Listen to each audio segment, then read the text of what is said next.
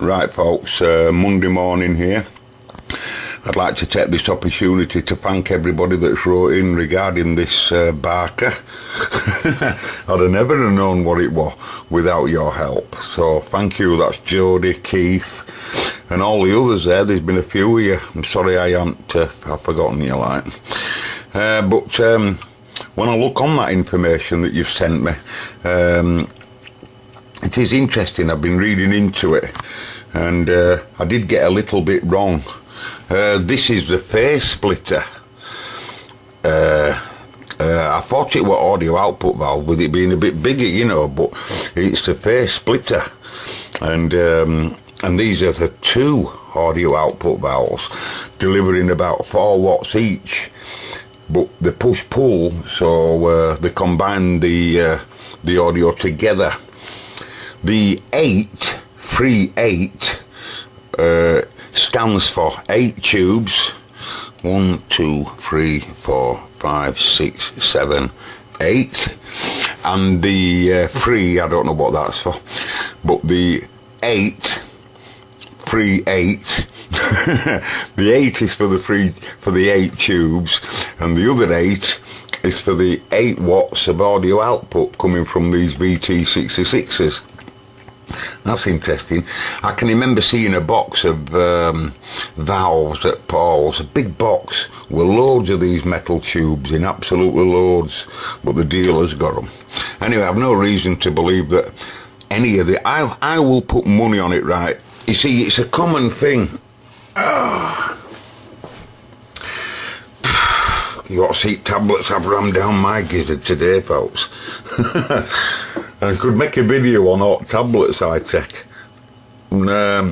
It's a common thing for the emissions on a television tube to go dimmer and dimmer and dimmer. When I were messing with tellies, you often saw that the tube would just get duller and duller and duller, or should I say dimmer and dimmer and dimmer over years of period.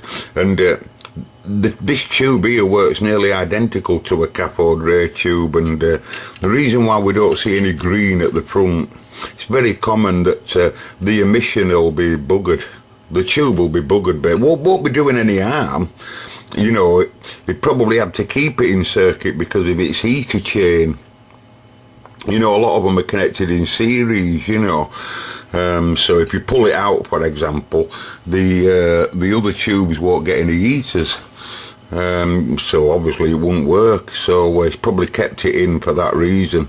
Probably done some messing here at back to see that it is the emission, and it is.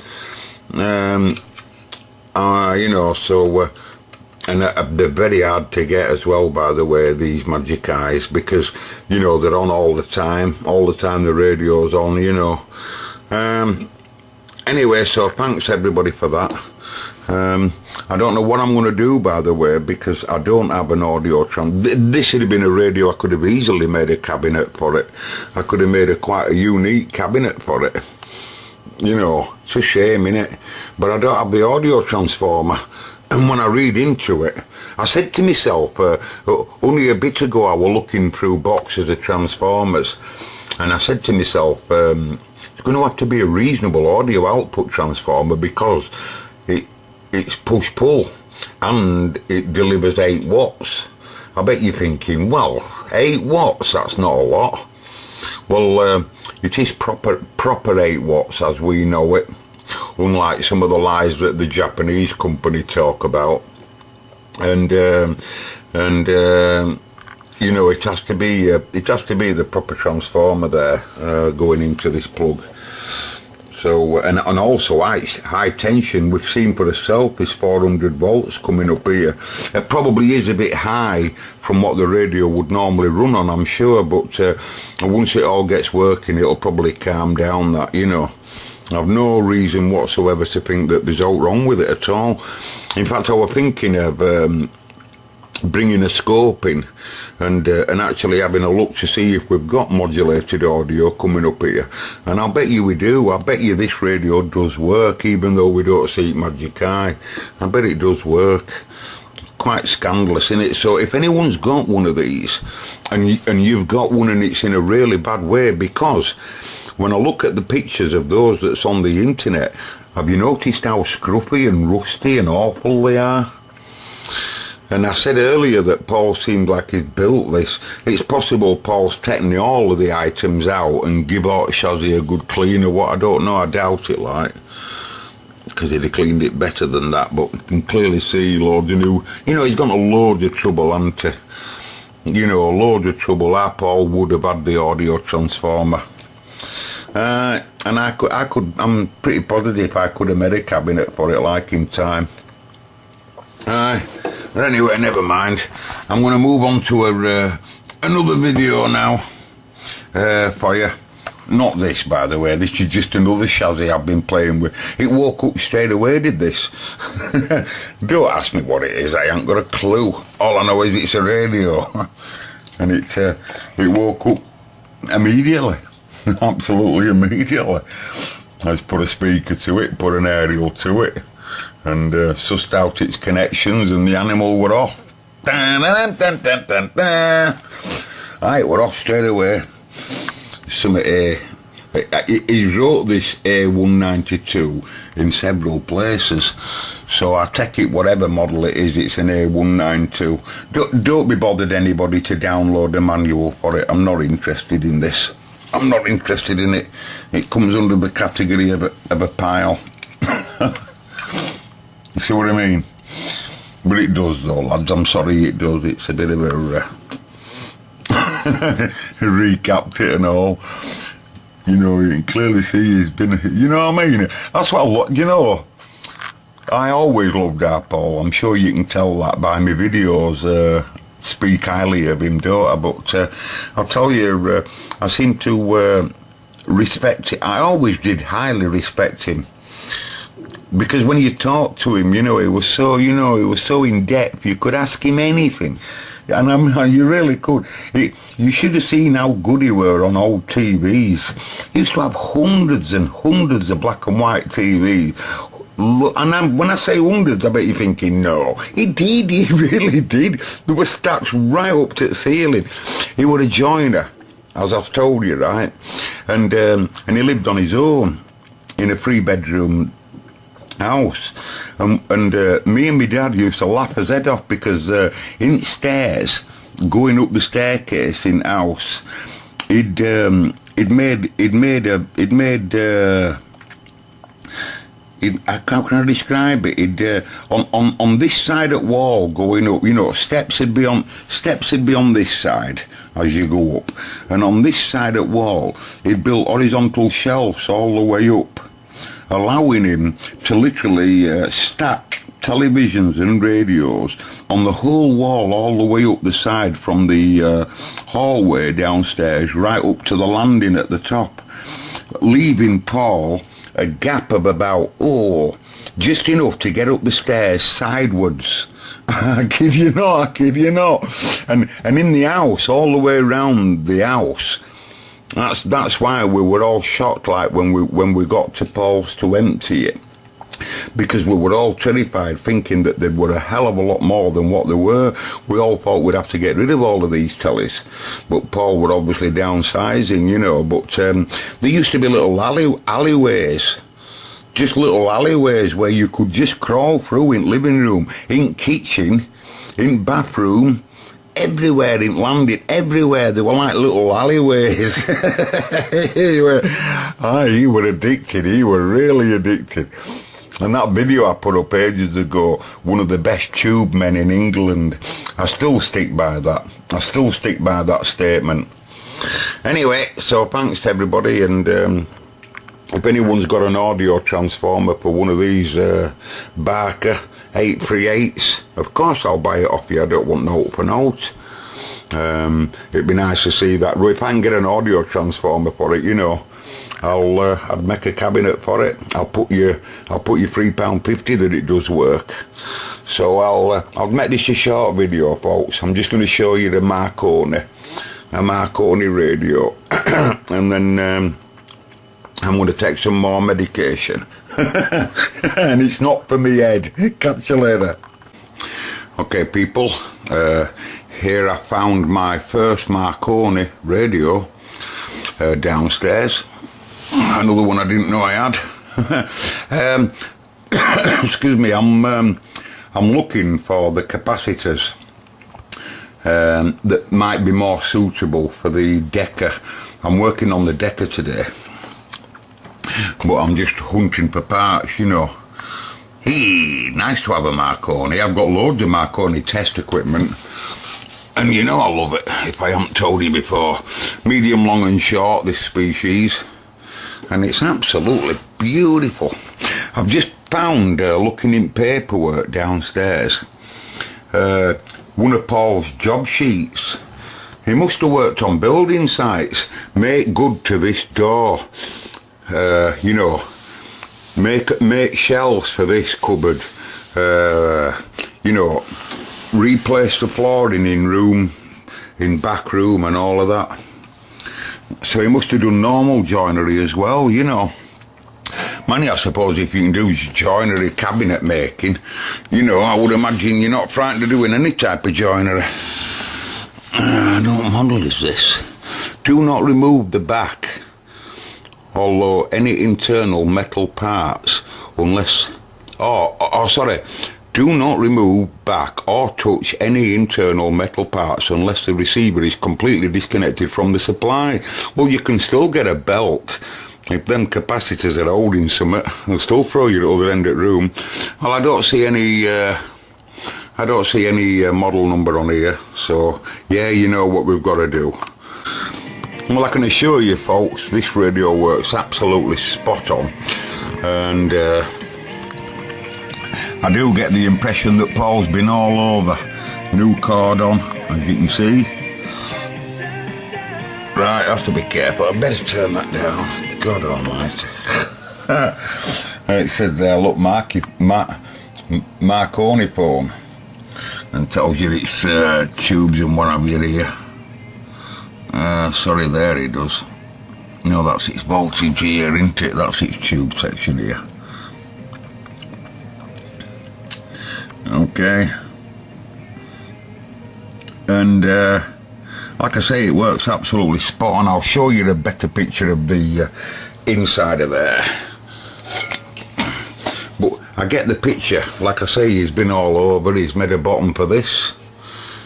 Right. I've just seen, did I tell you, I've just seen a worksheet.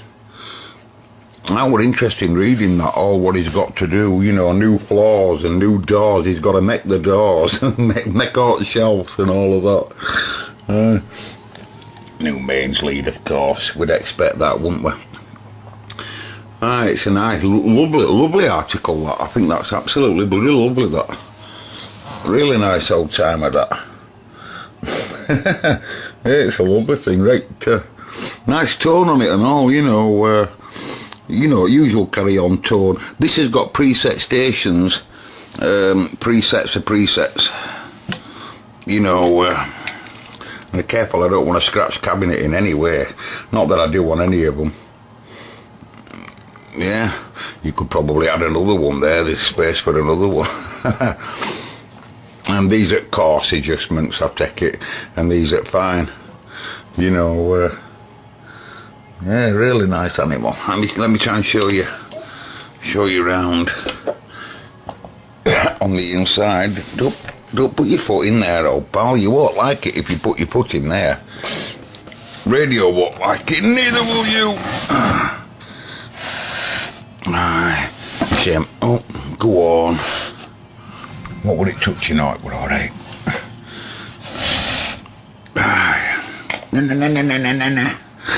No. Recce. Audio output. Unusual speaker, magnet's unusual, isn't it? And you can see first RF stage here. So we've got just 3 valve again. Must be very common, just 3 valves into receiver. And then your recce and your audio out. So, you know, like I'd get familiar with Cobras or something, you know, multi-mods or something. Paul will obviously get familiar with these, won't he? Like I said to you ages ago, they all work roughly the same. Once the laws of the power supply has been worked out. It's same loss for another radio. It might be on different voltages, but it's same rough laws. Electrons always travel the same way, don't they? You know what I mean? Might use different tubes, but it's roughly doing the same sort of thing, you know. Right, a beautiful flywheel driven tuning on it and all. I'm really happy with it. That's a lovely radio, and I think this is the model here. Not too sure. And it does say model number T21 Alpha. Or is it the that'll be serial number, that, won't it? 4042. Right. You know even the back plate that the speaker sits on, I think Paul's put that in as well. You know, Paul's probably made that. You know. And he'd go to many trouble, wouldn't he? There's another radio downstairs. It looks like he's building it. The amplifier section. Looks like he's actually building it. Beautiful workmanship, I might like to add. Can't really do out with it because A, there's no valves in it at all. And 780% of wiring's off. You know. But he was doing such a beautiful job of it. He knew where everything was going when it was coming to completion, you know. Of course, always new cables on them. Anyway, I'm still looking for these caps, so I'm not too happy with them that I've got on bench, you see, that I've wired up. They're in value, but if I come up with another complete set, I just can't blame 2 sets of caps then, can I? Because I still got an HT loading issue, you see. So I'm going to keep looking for my caps. Sunday afternoon today, Sunday evening, 20 to 5. I've been looking for these caps since 1 o'clock this afternoon. We just had a breakdown, folks. This is the sensitive radio that's a free valve animal on shortwave, medium wave or long wave I've ever come across. It really is wick as wick can be everywhere. Brilliant on long wave, brilliant on short and brilliant on medium. And you don't normally get that, you know. You normally get one where they're a bit good on here and poor on here. Anyway, I'm just looking and I noticed there was some blinking going on at this side. Oh bloody hell, hang on a minute. I noticed it's terrible, isn't it? I noticed some blinking going on at this side, light going brighter and dimmer. And when I looked at the other side, it wasn't lit. I said, got a bulb out. He's blinking because they're wired in series, and now he's getting too much supply. I'm only guessing. Anyway, I do a check on him and he's open. You can even see there he's been running hot. You usually get that, or it's an old bulb, but it isn't. It's a new bulb, isn't it? And when I look at it, it's rated at 4.6 volts at 300 mil, and he's identical. He's still alive, so I just disconnected him straight away, you know, and took him out of circuit. So I'll see if I can find one in there. And you know, I was looking for them other day because I blew a fuse on my Marconi, and I normally have these in stock, you know. I've got loads of them, the long ones, but they're for CBs. And I've got hundreds of millions of those, the smaller ones. All sorts of stuff for you folks, little standoffs and all sorts of stuff, you know. Anyway, I'm going to look through here and see if I've got one at right back. I'd like to put some maybe 6 volts in. You know, maybe 6 volts at 300 mil, and we'll run a bit calmer then, you know. I've cured it, folks. I've put 2 6 volts in at 500 mil, and they might look bright on camera because I'm in a dark area and iris on camera's turned higher, but in reality they're really nice and cool of them. They run really lovely then, they're lovely though. They're lovely love of them. Yeah, I'm gonna go up there and tell Paul I think you put the wrong bulbs in, and that's the first thing I think you've done that I'm not happy with. Hey, it broke down, you know, and then other one obviously with them wired like they are, you know. And I put the other one that was still alive back in. Talk about tight or what, because it's still, you know, it's had a small few milliseconds of hard work, you know, but hey, it could still be alright. Alright, by the way, I found one for my Decker while I'm here, by the way, and I've just tested it because it works on Ether Supply, and it's a right brightness that I'm happy with, so some things are here anyway, you know, and they give you bonuses in the long run, don't they, you know. So I fixed my Decker and I fixed my tuning dial. No, not my tuning dial. Hey, by the way, I think they're, you know, the tops for lasers are them. You know, the lens for lasers. Do you agree with me? They are, aren't they? Anyway, I'll catch you in a bit.